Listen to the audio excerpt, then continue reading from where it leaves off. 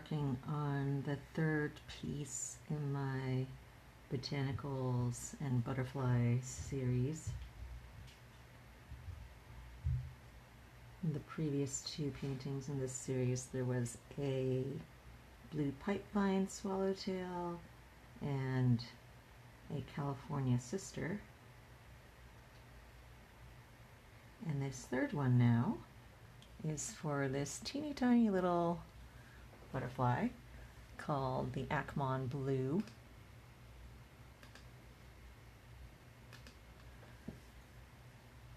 And I've been working on this all of yesterday and today, but I've been researching it for longer than that. It's actually taken quite a bit to get to the point where even I could start painting, just because there were a lot of plants that I had to, well, first of all, I had to figure out which plants, and then once I had that determined, I had to go and find them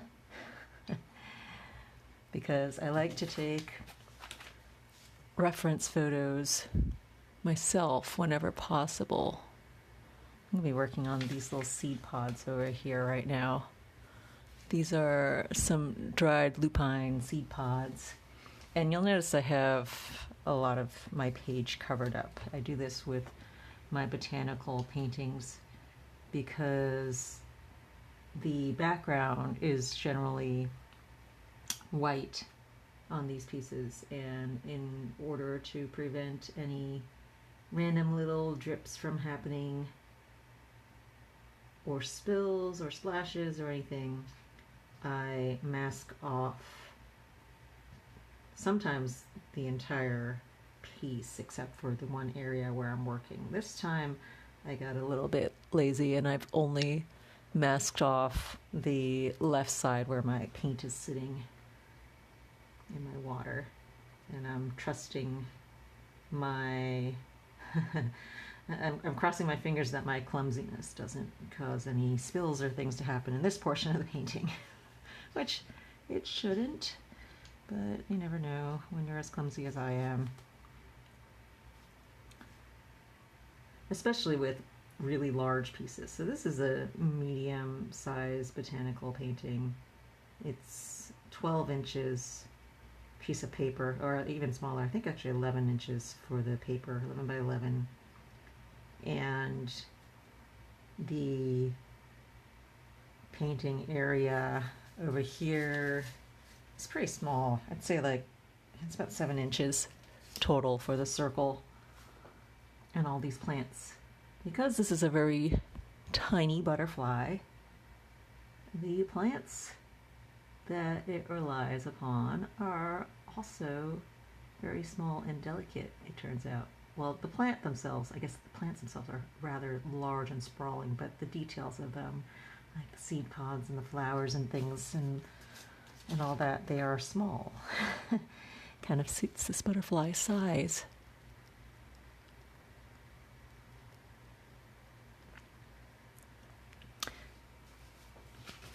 And I've been working all day on all these little fuzzy elements because these lupine seed pods, lupine is in the pea family, so they have these little pea pods, and this is a California milkweed, which is also extremely fuzzy. And the lupine leaves themselves are also fuzzy. So the challenging part of depicting these, so sometimes with botanical pieces, the really challenging thing is doing leaf veins, because sometimes they'll have very intricate and detailed vein patterns, and that is not the case for these plants here. The challenging part for these plants is their fuzziness, because everything is fuzzy. Even the butterfly is kind of fuzzy. And so I deal with that textural portrayal by doing lots of dry brushing. Unfortunately, the painting is small because dry brushing an entire painting can take a long time when you're using a size 0 brush. But dry brushing really conveys that sense of fuzziness quite well.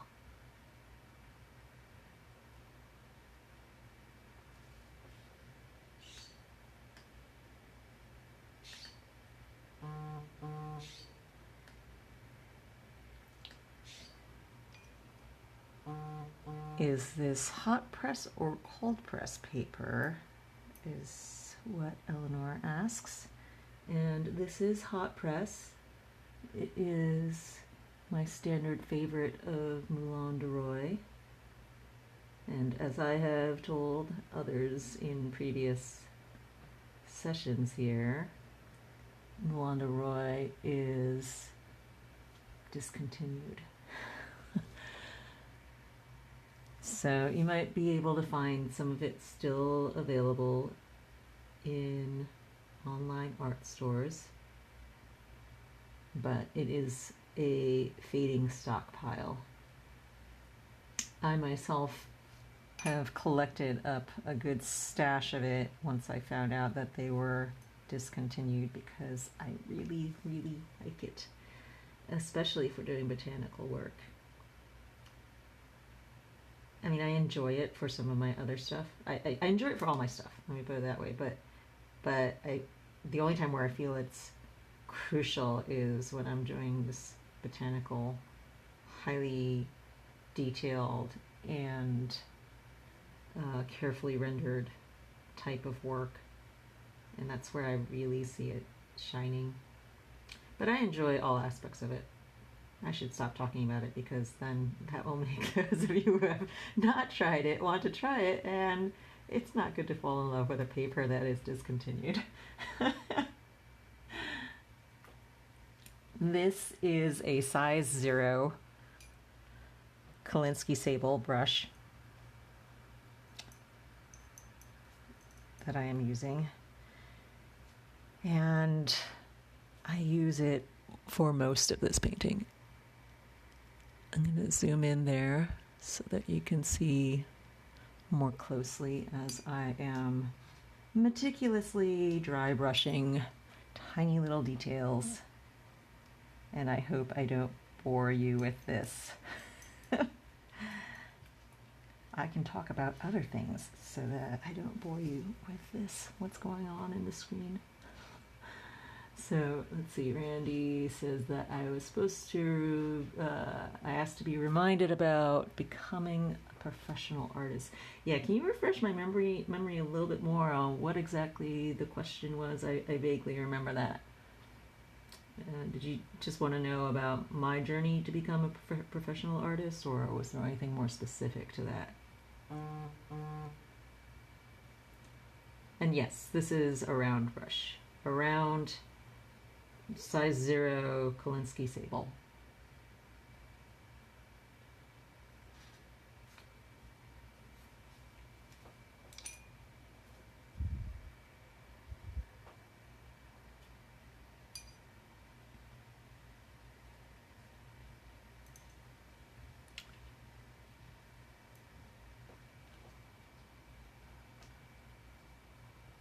What's my favorite advice on becoming a professional artist?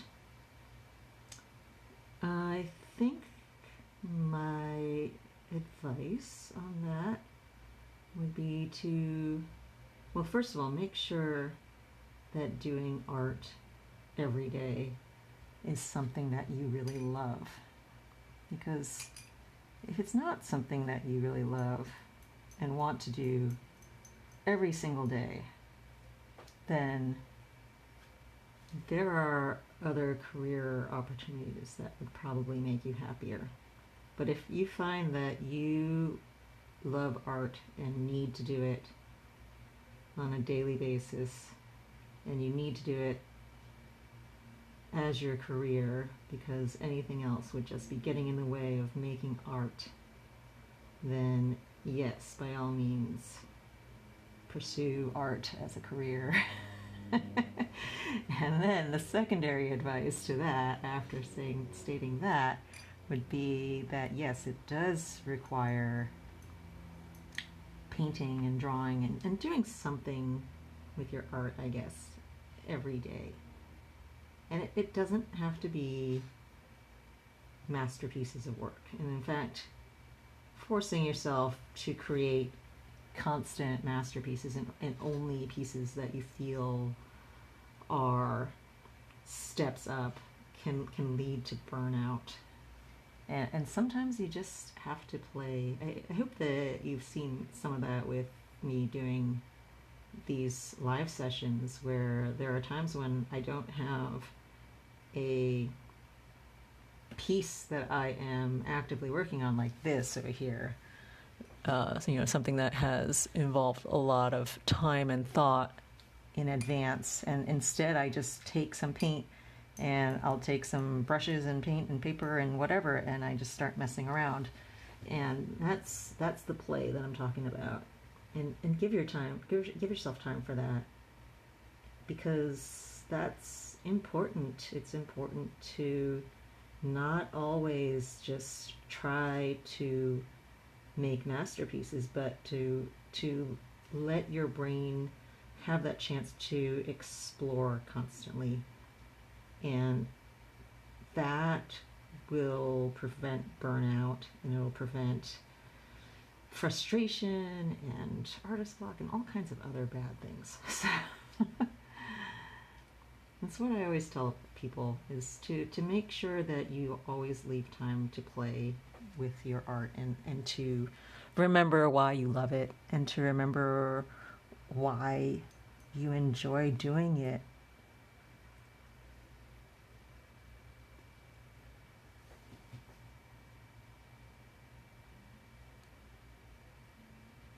And these are dried seed pods here.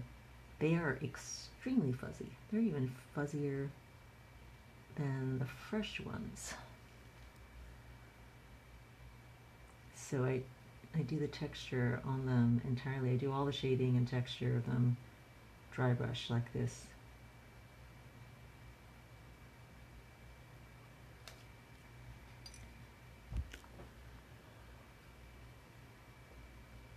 All right, let me see what questions there are here that I missed while I was doing that. What advice would I have for a young artist wanting to become a professional artist, like freelance work? Well, first find the area that the type of work that you see out in the public. Find it in the wild, what you would like to be doing. By that I mean, you know, when I was first doing stuff, first trying to get started as a professional, I wanted to do fantasy artwork. And at that time, in the late 90s, actually I probably started looking in the early 90s, started looking around to see what possibilities were out there. The areas where I saw any fantasy art being used was in role-playing games and book covers and in specialty genre magazines like Realms of Fantasy, or I don't even remember the titles of these things at this point, but I went to the bookstores, I went to the library, and I looked for things on covers or on products. You know, I went to game stores and looked up things that had the type of art that I wanted to make on their covers or in their products, in the case of games and things. And I took note of who the publishers of these items were, and then I went home and looked them up and found out what their submission process was and started sending my art out to them. This is pre-internet, so this meant phone calls and stuff. Well, internet was around, but people weren't fully invested in it yet. So it meant calling up the publishers and asking, who's your art director? And then finding out what their submission process is. And now there's internet, so it makes things a little bit easier. It means you don't have to do that initial phone call, but you do still have to pay attention to what their submission process is, because a lot of times, whether it's for galleries or for publishers, they use their guidelines as sort of a first barrier to determining who they want to work with. So an easy way for them to whittle out some of the people that they might not think are able to deliver on a good schedule and be reliable about that is if the person doesn't follow the directions that they have on their website for how to submit. So be really attentive when you look at a submission policy. Galleries in particular are they definitely do this. They definitely look at a person's ability to follow those initial instructions on how to do their submission. So make sure you pay attention to that and don't submit to them if they say we're not taking submissions. You wait until they are taking submissions and then you do it, because sometimes they'll have open calls. Another easy way when COVID is not happening, if you are in a easily slottable genre like I was with fantasy, I went to conventions. So I went to Gen Con, which is a gaming convention, and then there's a ton of art directors that are also in attendance at events like that, and then I can bring my portfolio around and discuss with them in person and see if people are interested in my art. There are other sorts of conventions, not just game-oriented. There are things that are oriented towards licensing or towards comics or any of the other sort of genre type areas. So, it would depend on what you're interested in, but there's definitely a lot of avenues with that once COVID is over.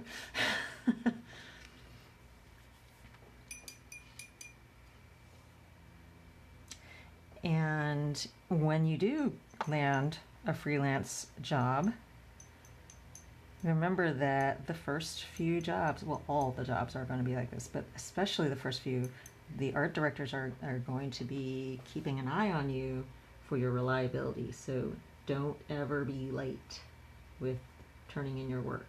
Always be on time. That is such, I would say, like an easy benchmark, but I know it can be hard sometimes to meet deadlines, but that is another one that art directors are extremely grateful for. When they find an artist who is reliable and can meet deadlines on a reliable basis, then that is gold.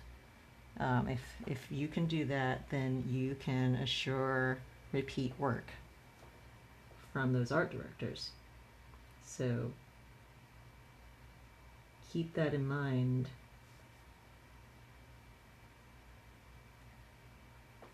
Let's see, what else have I missed here? Curly East is saying, having trouble finding my small brushes to hold enough liquid. It does depend on the brush brand, and it also depends on your technique. And so the techniques that I'm using here, this dry brushing, it does not require much liquid to be held in my brush at all. And so I don't really require that. If I do want to do a wash or a glaze, I usually switch to a larger brush for that, because this is not going to be suited. Even an expensive small brush it's just not going to be suited for that kind of work.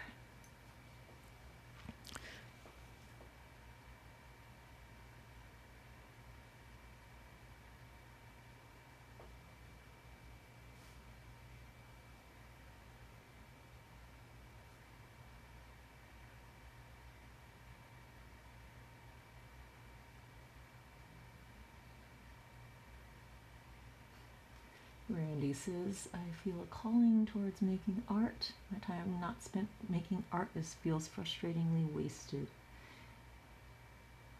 Yeah, I felt like that too.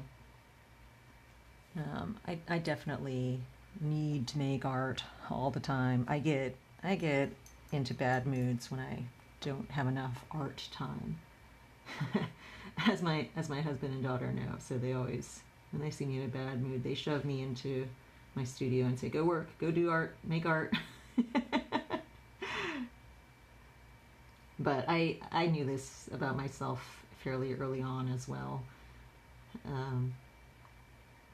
It does take a lot of work though, and I tell people, you know, if you're happy making art sometimes, then don't try to force a career out of it and make yourself do art that you don't enjoy fully, because every single piece that you make, you have to find love for that piece.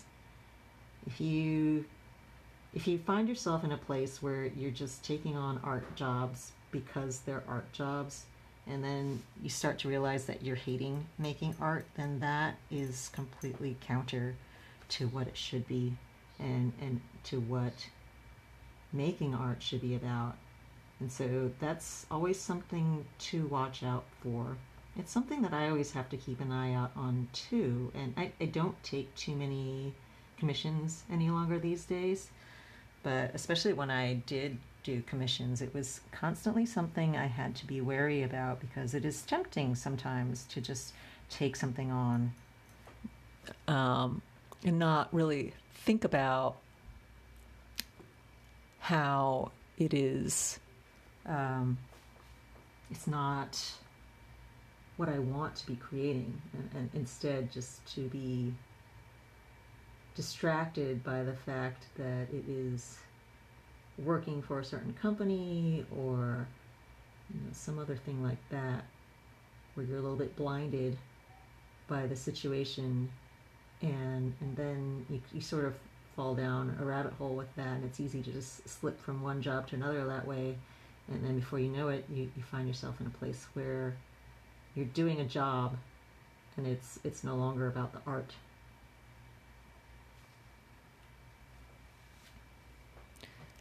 And I've always found that I create my best work when I truly am in love with what I am creating.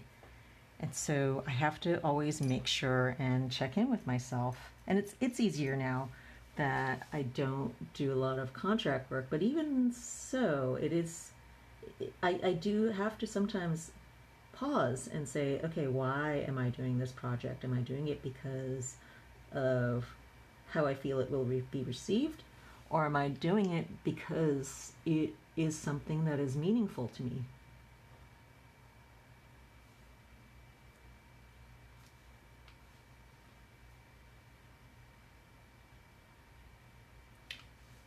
Do I use reference photos for the flowers, or do I paint from memory? Especially for botanical work, I do use reference. And I spent the past week preparing for this painting. So I only started working on it yesterday. And by working, I mean putting pencil to my page and starting to actually dive into the art making aspect of it. But the research aspect of this actually took several days, and it spanned several hiking trips as well, because I was going to various locations where I knew I could find wildflowers still in bloom at this time of year. It's a little bit late. Most of our wildflowers are blooming in the springtime a few months back, but I did manage to find a few here and there, and that's all I need. I just need some flowers, and then I can supplement that with research done online. But there's no real substitute for being able to find a plant and to really inspect it and see how the leaves connect and how the flowers look underneath them. Because, you know, when people take pictures on and post them online, no one's taking pictures of the underside of the flower. No one cares about that. They're taking pretty flower pictures. And so it's all the other elements that I need to have in my reference. You know, no one takes pictures of these fuzzy broken pods. I'm the only one doing that. Because if anything, they'd take a picture of the whole pods, you know, the green ones over here. But I am just fascinated by these dried and broken pods, and I feel like they add a lot of character to a piece to be able to have those elements in them. You know, the dead leaf here and there, or the spot that is on the imperfect flower, or, as I said, you know, these dried and crackly little seed pods. And so I mean, I won't deny that I had fun out there hiking and stuff, but it does take some time to go and find all this stuff. Sometimes I go to the Botanical Garden. They are a good source for me to find a lot of plants that I need. But these in particular, I decided to tie in a couple of hiking trips with my art researching. My husband and anyone else with me is always rolling their eyes at how I'm taking photos of what looks to be a dead plant. and closely inspecting it at all angles.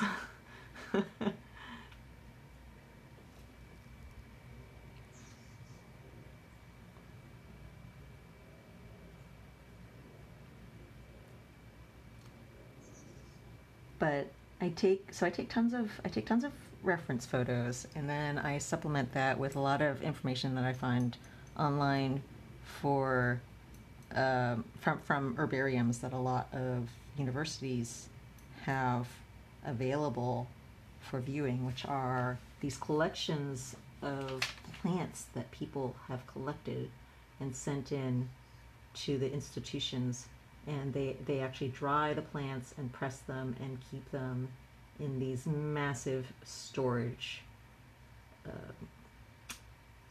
areas in files, and they make available online sometimes the scans or photographs of these dried specimens, and they're extremely useful as an information source for understanding how the plants are put together.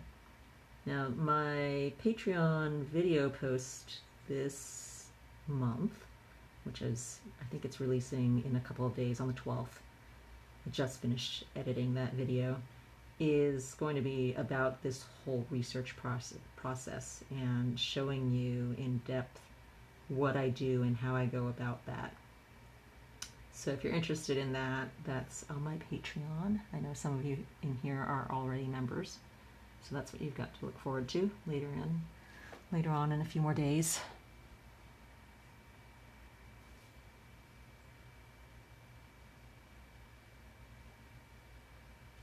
When I paint my fantasy art, however, I don't necessarily use references for those. So this over here is meant to be scientifically accurate, aesthetic, but scientifically accurate, following the general concepts that most botanical artists adhere to. But when I'm doing my fantasy work, anything goes for that. And frequently, though, what happens with those pieces is that once I have spent all the time and research on a painting like this right here, that gives me a really in-depth understanding of the plants that I'm dealing with. And I find very often that once I have created a botanical painting, it allows me to then paint those plants from my memory. I no longer need to look at references, at least as far as the accuracy of a fantasy painting has to concern itself with. At that level of accuracy, I can pretty much do any of the plants that I have done as a botanical painting from my memory. And so that's actually a side benefit that I see in doing botanical art. I feel that it is, in a way, it is a lengthy research element for all my art, and it is applicable to everything I do. So while these pieces take a long time, I think of them as sort of studies and practice for my more imagination-based artworks. And I like that. It sort of, it means that every time I do a botanical piece, it sort of enhances my repertoire of what I have available in my head to draw from.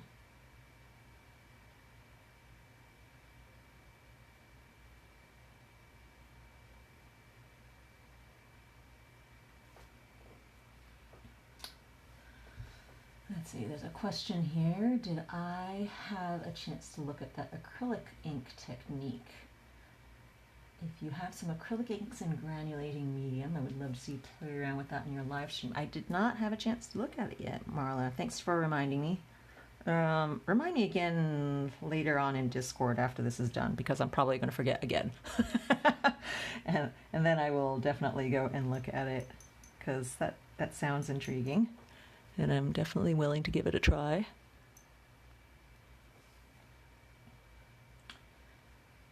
I think I'm pretty far behind in the chat log here because I got sucked into a few tangents and babbled for a while. So bear with me as I scroll through the log here and see what else I have missed. Let's see, how does getting paid for games, magazines, books, etc. get worked out? Do they have standard prices for certain types of work? No, they do not. And it can vary from artist to artist too. And it depends, and it will vary from one company to the next. Some companies do have some standard that they will pay for every artist that they employ. Some companies have a range that they will entertain depending on how well known the artist is and how much of a bargainer you are to negotiate your prices. And some just vary completely and have no set amount except for too much, which they will say when you tell them your price, and they say, well, that's too much for what we have, but they won't tell you what they're actually paying, and that's frustrating. But yeah, that's a tricky part about being a freelance artist. You have to learn how to navigate that terrain, and you have to learn to be confident in spitting out a number to a potential person hiring you. And there's always some bit of uncertainty as you wonder if your price and their internal price will meet and find common ground. But the thing that I always use to gauge my prices is, well, first of all, I'll have my set prices for doing certain kinds of jobs, and then secondly, I'll think about how much I want to do the job and how upset I would be if I didn't get it, or if I would be happy to do it given a price. If I'm thinking towards the lower end of a range, if I'm thinking like, well, am I going to be frustrated with the process and with myself if I take it for this lower price? Or if it's on the higher end, you know, will I be disappointed if they turn around and say no? But there's always room for negotiation. Even if you do hit a price that's too high, then you can always negotiate with them and tell them, you know, that there's flexibility. But it's a tricky part of being freelance, and my least favorite is negotiating the whole price thing.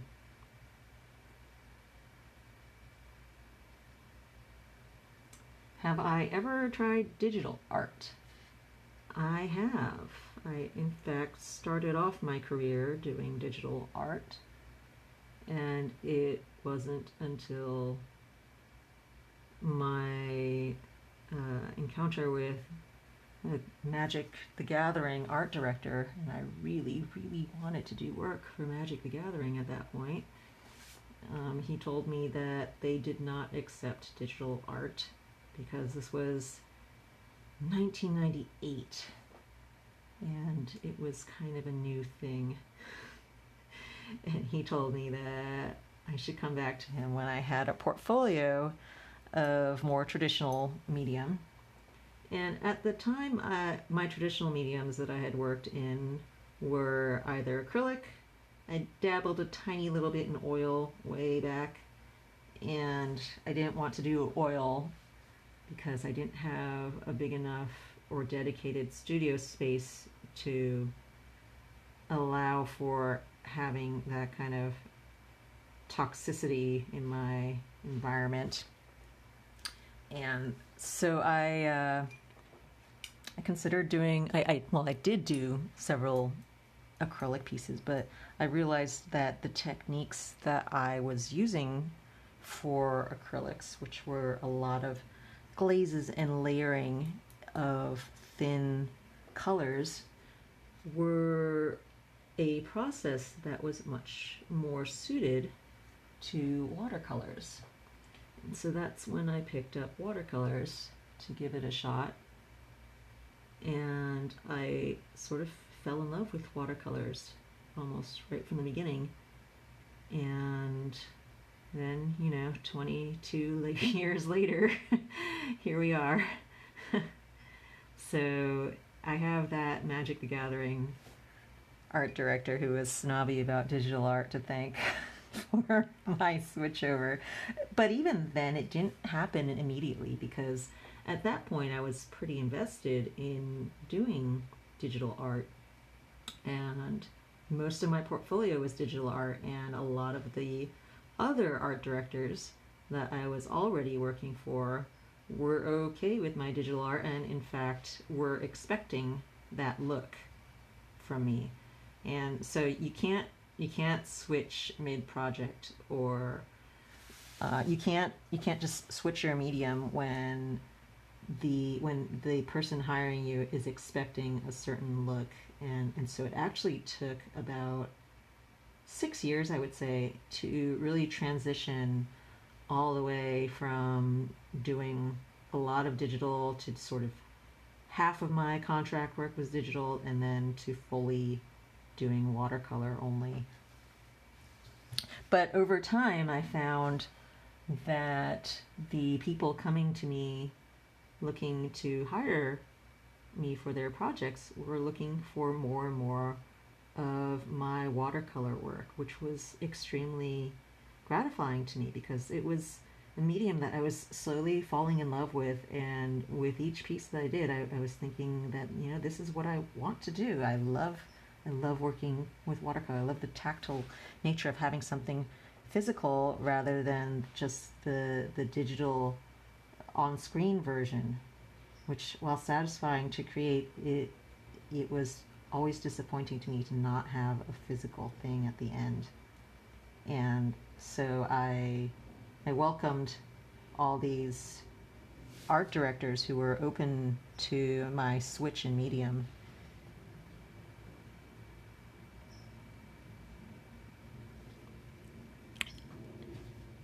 I think those fuzzy pods are done. Let's zoom out here. To those of you who came in at midpoint and all you saw was close-up of fuzzy pods, here's the rest of the painting. So what I have over here is lupine, and this is actually all part of the lupine also. It's just at different stages or seasons, or not even necessarily. I mean, I saw all three of these elements in one season just last weekend. So there's the seed pods, and they're ripe. There are the burst seed pods that are dried, and then there's the flowers, which are a bright purple color. All right, what other questions here that I missed is, let's see, what camera do I use? I am using my cell phone camera. I'm just using my Pixel cell phone. I tried to buy a nice Logitech camera to use for doing these streams, but strangely enough, you can't buy any of them right now. They are all back ordered, and they've been back ordered for months. I ordered it 3 months ago, and it's still not available because guess what? Everyone wants webcams right now. So yeah, I haven't been able to get one. Oh, Sarah Cohen says, do I have a Discord? I do, but it's attached to my Patreon. My Patreon is Stephanie Law. You can find it in my Instagram links in my bio. But yeah, there's a pretty active little community that I have there on Discord for that. I think my biggest problem with watercolors is my background with digital painting, in which my habit is to go mid-tone, shadows, highlights. The results in watercolors starts out way too dark, says Randy. Yeah, that's a tricky thing for people who are not used to thinking in watercolors, because watercolors are definitely a backwards process from pretty much every other medium, because most other mediums you're not dealing with transparency, and you're able to work with your darks first and then pull out the highlights by painting on top, versus watercolors where you have to be aware of where your highlights are going to be from the beginning and avoid painting on them. Now I'm just using a kneaded eraser here to lighten up the pencil because I don't want to have any of those lines showing through when I finish, and I sketched a bit darker when I did these flowers here. And lupine flowers are the most gorgeous purple shade, which is always a really frustrating one to paint because it's this vibrant, glowing, bluish purple, and I always struggle to capture it on a page. I struggle with it as I'm painting, and I'll end up with something that approximates it, and I get really frustrated, and I set the painting aside, and it usually looks fine when I look at it later. But it's just when I'm looking at my reference, or when I have a physical flower in front of me, that I get extremely frustrated, because nature has this amazing, vibrant, bluish purple that I have yet to be able to emulate completely with paint. But I'm going to try with this Imperial Purple, probably is the closest, mixed with a little bit of Ultramarine Deep to edge it towards the bluer end of the spectrum.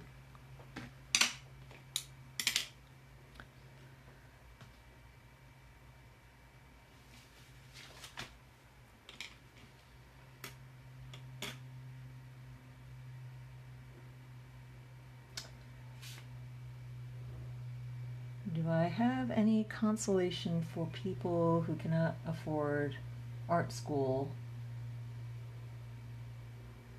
Let's see, or much in the way of quality materials.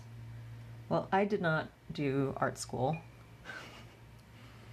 I have an art degree, but I always think of it as kind of a secondary thing, because I picked and went to my school for software, and the art was not a program that the school itself even really invested much in. But I wanted to do art so much that it didn't matter to me what kind of art I was doing, and I needed that break from the software, and so I did end up getting an art degree as well. But I don't ever really think of it as having a whole lot of application to what I do now. The kind of art that I did in art school was, none of it was representational or about techniques or anything. It was all about more very loose conceptual stuff.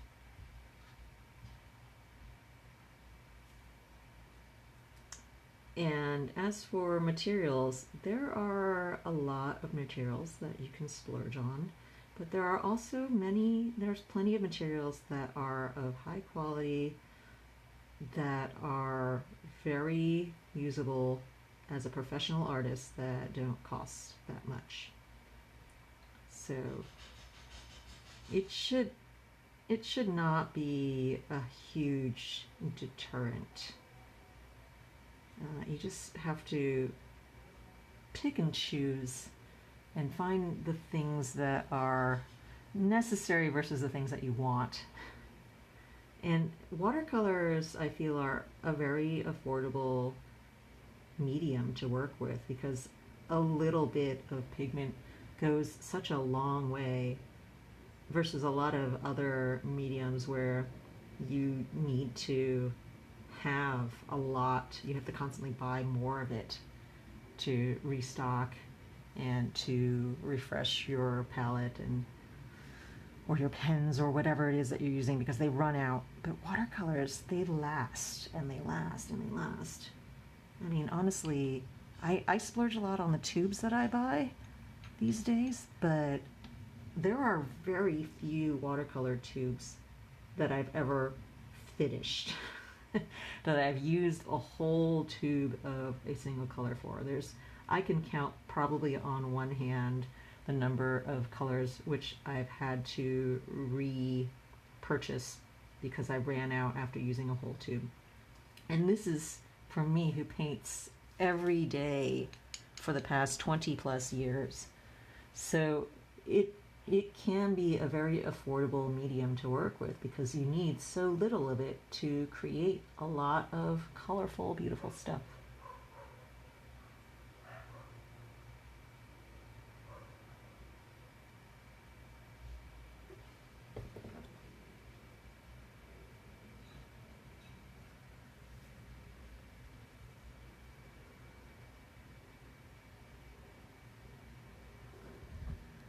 Let's see, I think I missed the train of the conversation. Sarah Cohen, he says, everyone wants them right now. It's insane. Could you elaborate on that? I'm not sure what that was in reference to. Do I have any tips on knowing how or where to boost the hues on things that may look kind of drab at first glance, like the brown gray seed pods?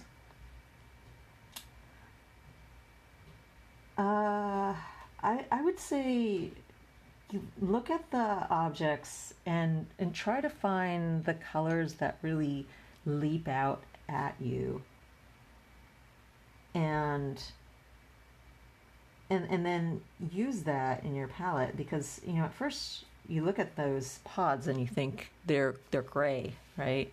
But I used greens in shading the fuzz on them.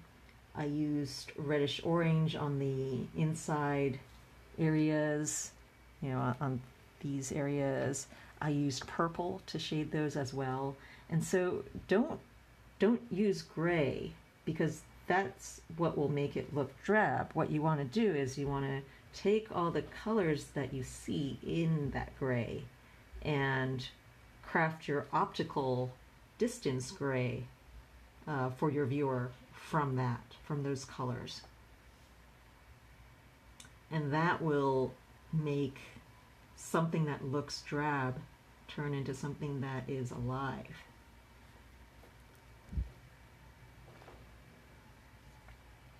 Do I make the pencil marks dark enough to see through the first layer? I can't seem to see my pencil marks after one layer of paint. My pencil marks usually survive for a bit, but my layers here are not very opaque, so it would depend on the opacity of your paint. My pencil marks usually survive until I'm at the end of painting an object. So, you know, I'm going to give you a closer look at stuff here. I haven't erased after the fact for any of the elements. So you can see here these lupine leaves that I have not yet finished with painting, and you can see the pencil there still pretty clear. But on these seed pods, which you just watched me paint, and you can rewind later after I save this video to my archives, you'll see that the pencil marks were there, but you don't see any pencil marks now. For the most part, they're covered up. Sometimes for something that has a very pale edge, I might need to do erasing, like, for example, this stem, this fuzzy stem, which was a pale greenish color, and I did have to erase the pencil on the edges of that when I finished. But mostly it's, yeah, I don't really have to. And I use a 2H pencil, a 2H 0.2 pencil. So my lines are extremely thin, and with the 2H hardness, it's also not very dark.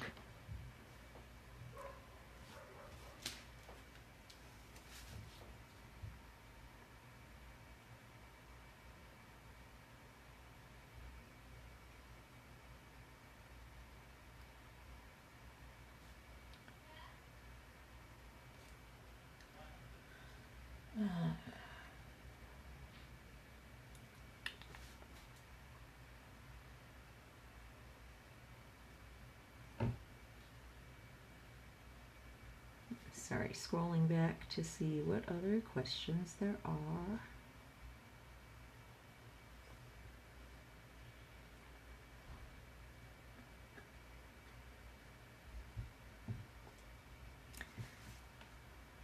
Yeah, Marla is saying that there's a lot you can do with just mixing a very few colors, and that is also very true.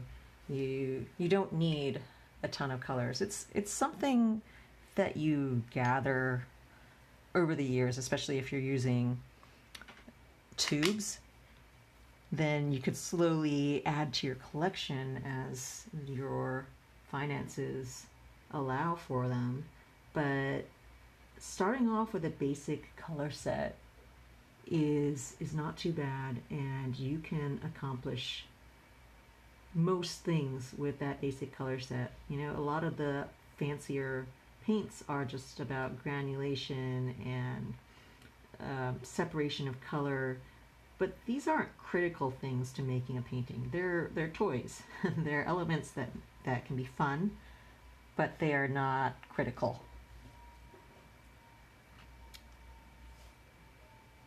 Oh, yeah, I can zoom back in. Sorry, forgot about that.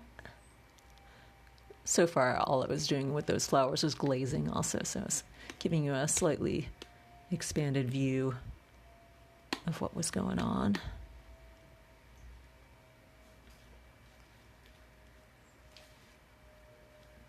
But now I'm going to get into them.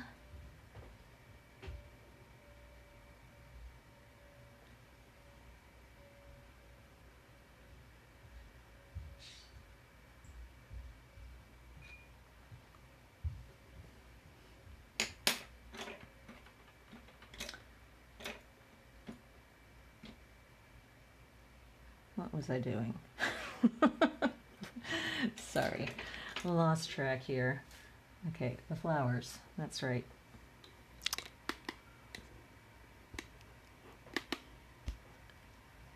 Sorry, just trying to position the camera a little bit so that my head doesn't bonk on it. And that where you can get a good view of what's happening. The center of pink flower is milkweed. Yeah, it's California milkweed.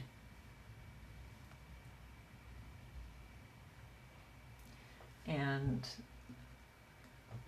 this lupine is called silvery lupine. These all happen to be California native flora.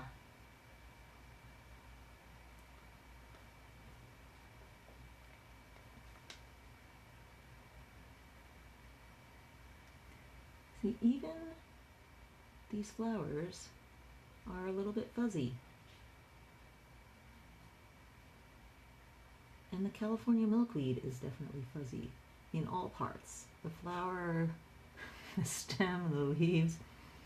It's funny, so this is the third butterfly piece that I've been doing in this series so far. And it's funny how as I do them, I notice patterns that emerge within the plants that each of these butterflies uses. There's either similarity of structure or color or some kind of unifying factor. And I don't know why, but it seems like all the plants that this little Acmon blue likes to use are fuzzy. I don't know how that really ties in across all these species, bizarrely enough.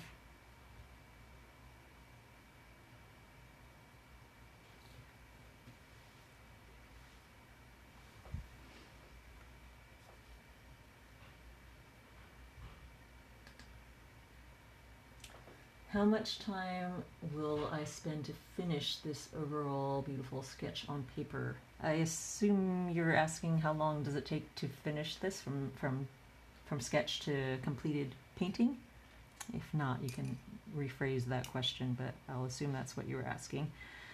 I started the sketch yesterday morning, and I painted most of yesterday and most of today. So I would say that this has been 20 hours or so far.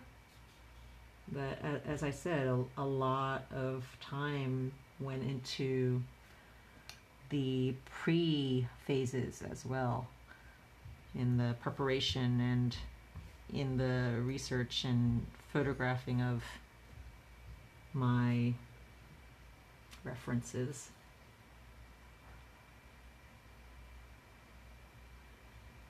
So anyway, for what you see in front of you though, the painting itself, this has been about 20 hours.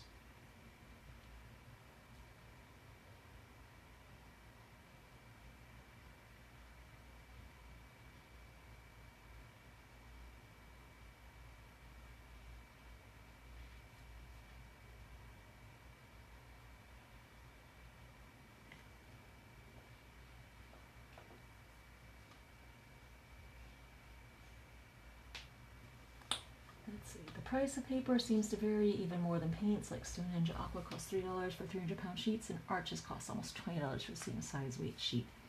Yeah, I think paper is probably the most expensive element with regards to watercolor painting.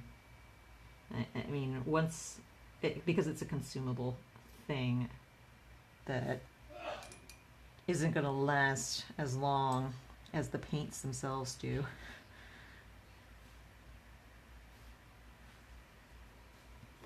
You know, like this little mini palette of paint, and each of these little wells is maybe 6 millimeters wide. You know, they don't hold very much paint at all, and yet I filled this up, I think it's like a month ago. I think I had a live session streaming where I was filling it up, so you can see when I filled it and the colors pretty much look all full still.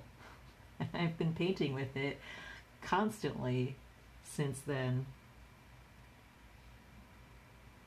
But paper, yeah, is one thing that will vary in price, and you need to, it's hard to find something that is both affordable and good with, as far as paper goes, especially since companies are always discontinuing all my favorite things.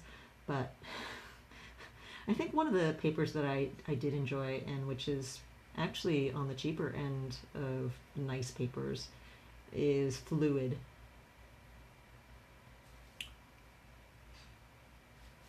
I think I recommended that to a bunch of people, and I was using it for a while before I found Moulin.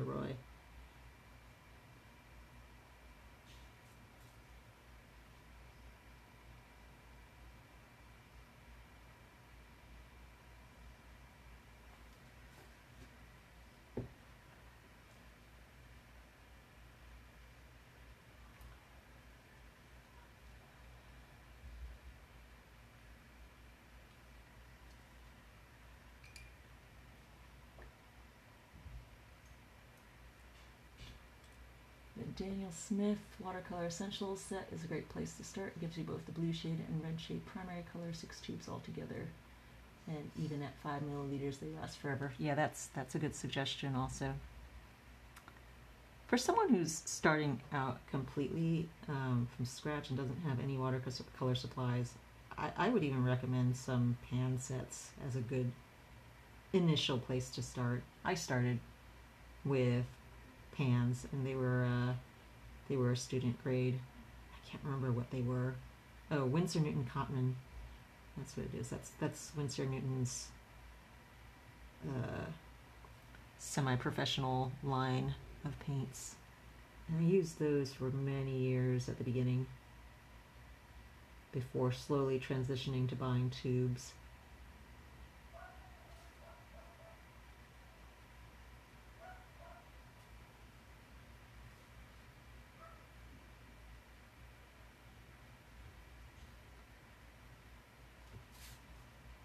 Marla is mentioning Roman Sesmal paints. Yeah, those are also pretty affordable, but really nice quality paints. I like those.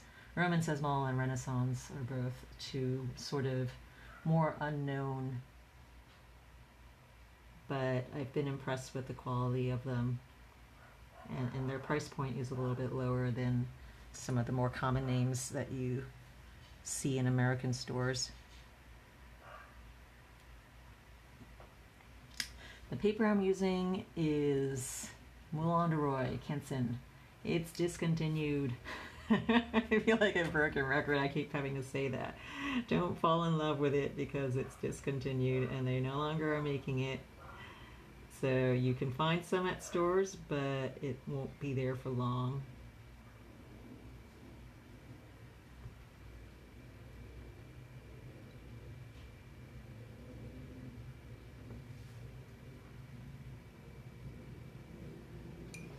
Oh, that's too bad about Cotman paints, Marla. Marla's saying that Cotman paints are made in China these days and are not as good of quality as they used to be. That's too bad. Yeah, I was using them like 20 years ago. I guess 22 years ago was when I bought my set.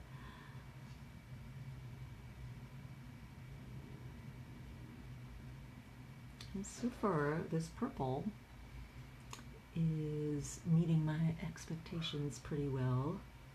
I'm actually using a few different ones. I said initially I was going to use the Imperial Purple and Ultramarine Deep, but instead I have been using a Roman Sesmal Mineral Violet. Yeah, that one. That actually is matching the flower colors pretty accurately here. And a little bit of Rose of Ultramarine to punch up the magenta factor on some of these petals.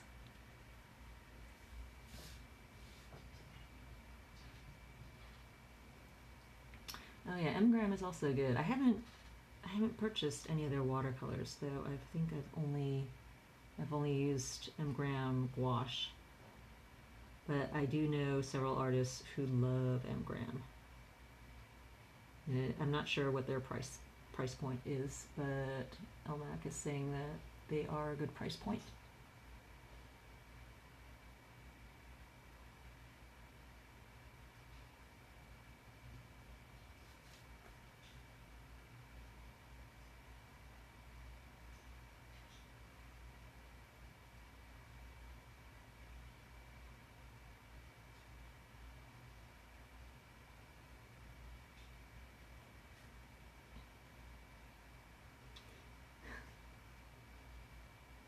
They stay kind of sticky, says Sharon.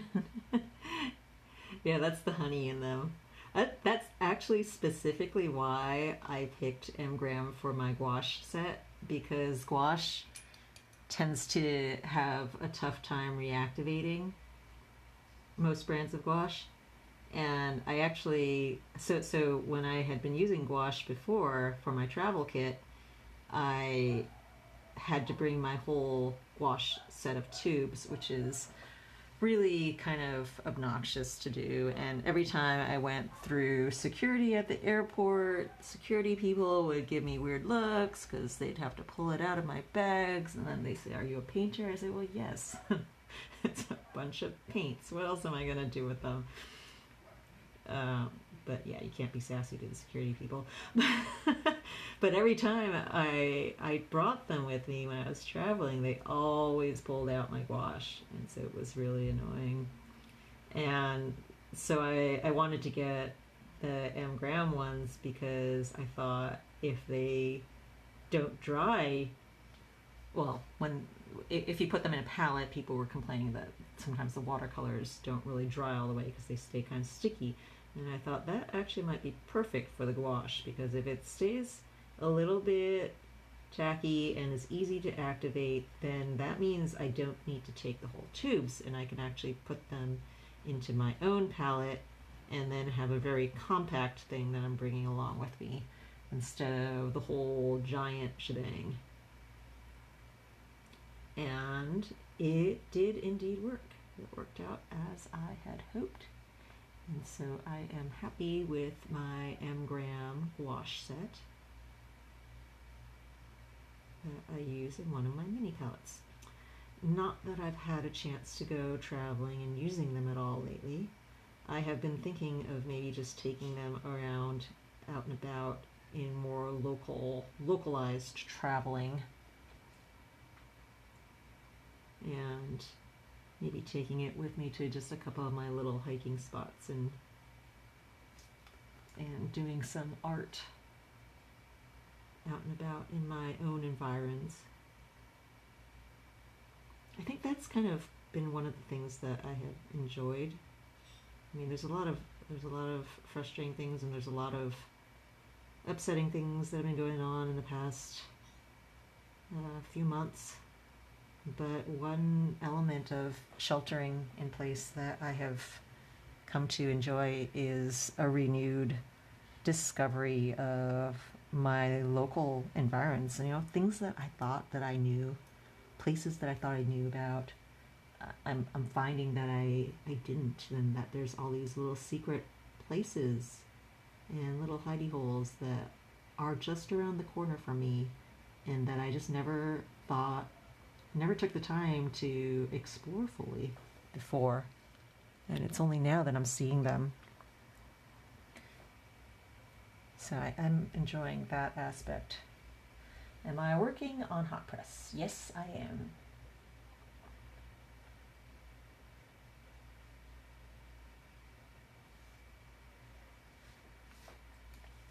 What was the Romans of small blue that I liked? That would be this cobalt teal. Actually, I like the ocean blue as well, both of those.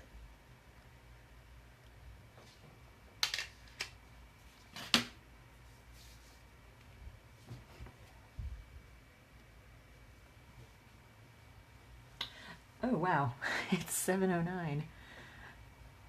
I didn't even realize so much time had passed. Alright, so I think that I've got to be bringing this to an end here.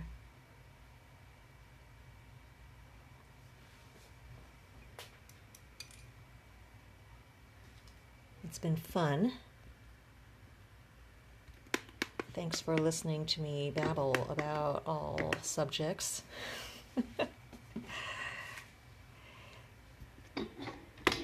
Oops. Let me give you a zoomed out view of what's been going on this evening here. So that's where I am with this piece. It took me that hour and 9 minutes to do that section and these couple blossoms. So you can see how something like this, the hours can add up quite easily. But I hope you enjoyed this. And, oh, one last question there. Kim Heiss is asking, do I use black or gray for some shadows? I prefer not to. I like to actually blend colors to create an optical gray instead of using grays. But I do use occasionally Payne's gray, neutral tint, and bloodstone. And I use those three because Payne's gray is like a cooler gray, bloodstone is warm, and neutral tint is very neutral. But you have to be sparing on using that neutral tint, I mean, because too much of it can really just dull down the whole painting. So I try to blend colors instead. And assuming that you weren't here for the earlier part of the video, but if you want to view the archive later, I talked about using many different colors in order to achieve the tones that I did over here instead of just using grays. Oh yeah, and bloodstone's one of my favorites. I love it. It granulates beautifully also, and it's extremely useful as a warm gray. It's not quite brown, but it definitely has that warmer tint to it. I don't know if you could tell from my thing here. So anyway, thank you again for joining me. My next streaming will be on Monday, the 17th at 6 p.m. is the usual time, 6 p.m. Pacific time. And I hope you can join me again then. Thanks, everyone. Bye.